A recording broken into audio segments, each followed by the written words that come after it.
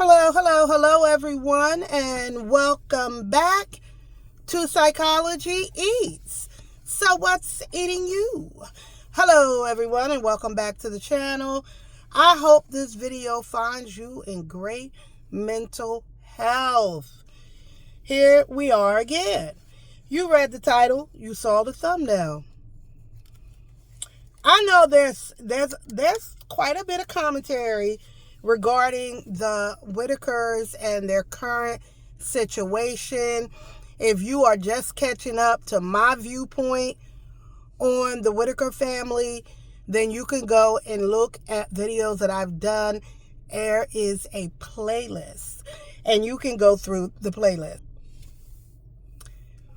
So my channel is a reaction channel, and I do reactions on not only the Wittakers, but I've done reactions on quite a few videos, over 2,000 videos since I've been on social media. But I am doing this series on the Wittaker family, and I started talking about the Wittakers when Mark from Soft White Underbelly initially went out and met them over a year ago, almost 2 years ago. So I've done videos on them in the past. But where we are today is that Lorraine and Timmy and Ray have been removed from the house through protective custody. And now Betty is wanting to get them back. Okay, fine. This video is about the 4 men who attempted to help this family get a house. So most people who would go into an environment like that, most of us would say, oh, wow, you could really use an upgrade here. So in my world of mental health and social services, and myself as a professor of psychology, I understand the brain. I understand human nature. I understand attachment. And so these 4 men who went into the situation and they saw a problem, they're problem solvers. I get that. But what they didn't understand is the dynamics of the family. They didn't understand the cultural nature of the situation. They didn't take those things into account.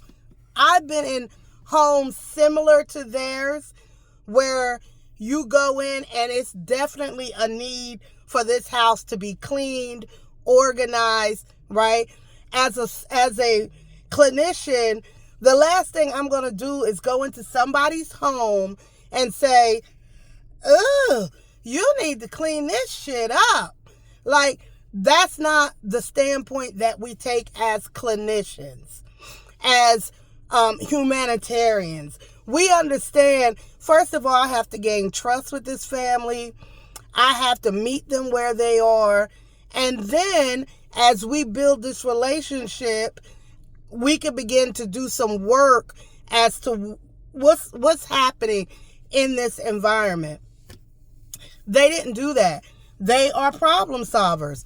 Mark went in and said, I think Mark did attempt to build a relationship with them.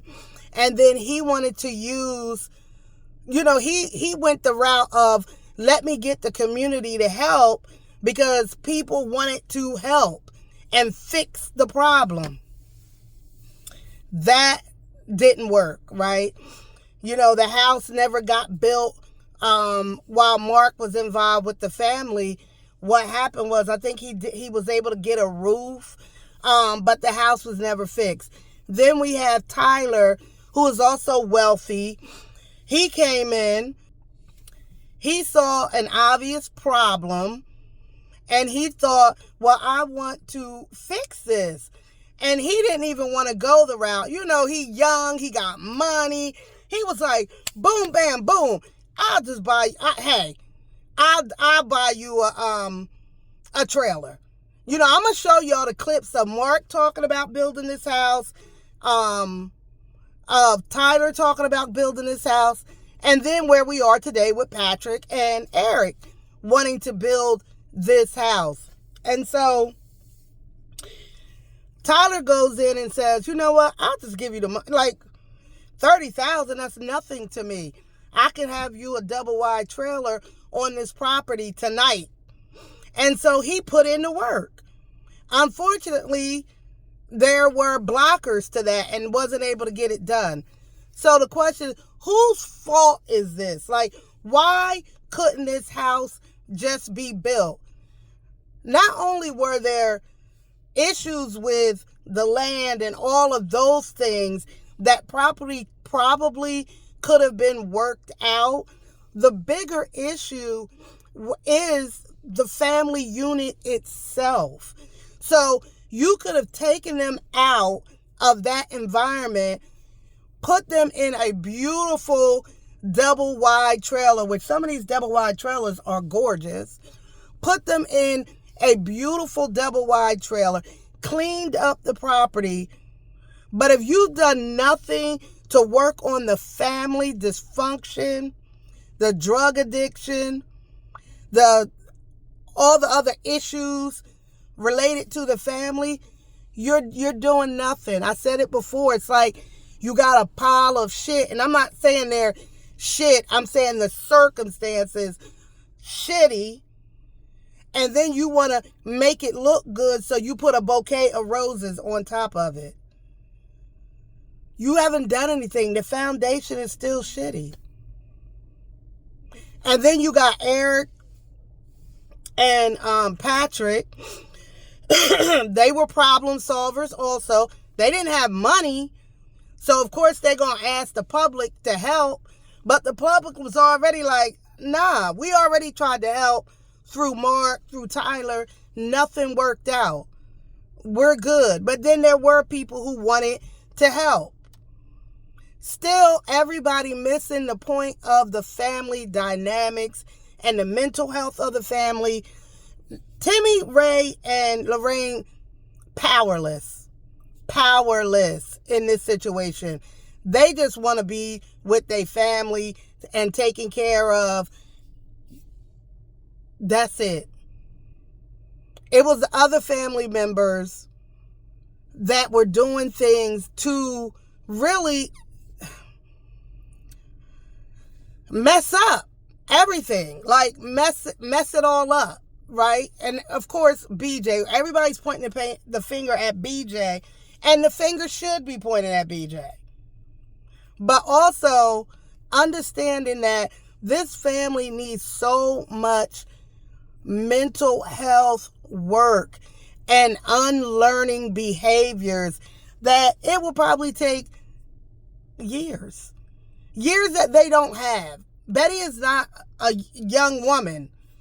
So we're talking about years that they don't have. So what would be the immediate solution in order for her to get them back? Don't count. The county is strict. The county, every county is, don't be surprised if they move them back home. It could go either way. I'm going to be honest. It could go either way. They could keep them away. They could bring them back. We don't know the behind the scenes of, I just find it hard to believe that the county has not reached out to Betty. I just find that completely hard to believe. But we will see. Somebody dropped a comment in one of my videos that she talked to Betty.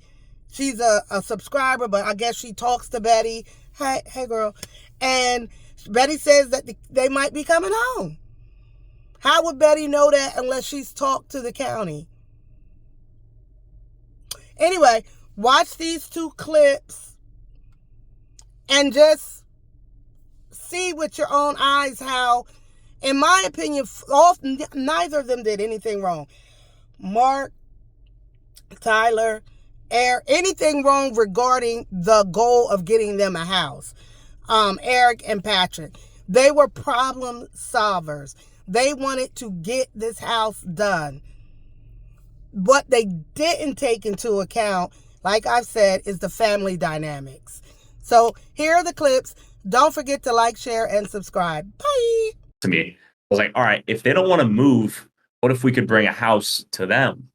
So we start researching mobile homes and modular homes. We eventually find a few modular home companies. If you're not familiar with what a modular home is, it's basically like a real life Lego set home you can install into a given location, and they're really nice and they're really cost effective. So we find something for roughly $75,000 plus or minus. So that's Tyler explaining that he wanted to just put a modular home on the property, and we all know that never worked out. I've been away from my family up here trying to help them. I've got two people from out of state on their own time and dime that was up here to help. We went and got permits. We were kicking butt. Amish agreed. And this is what we got repaid with. So that's Eric after he found out that BJ was still over at the house doing drugs and doing what BJ does. He wanted to have the Amish build them a log cabin. And we all know that didn't work out. For a house. And that's what people don't quite understand. It's like, I thought we were doing this for a house. And like, well, it's family needs what the family needs. So I was trying to keep the relationship. And this is Mark talking about that house again. And I think Mark was talking about putting like a trailer, double wide trailer, whatever the case may be, didn't work out.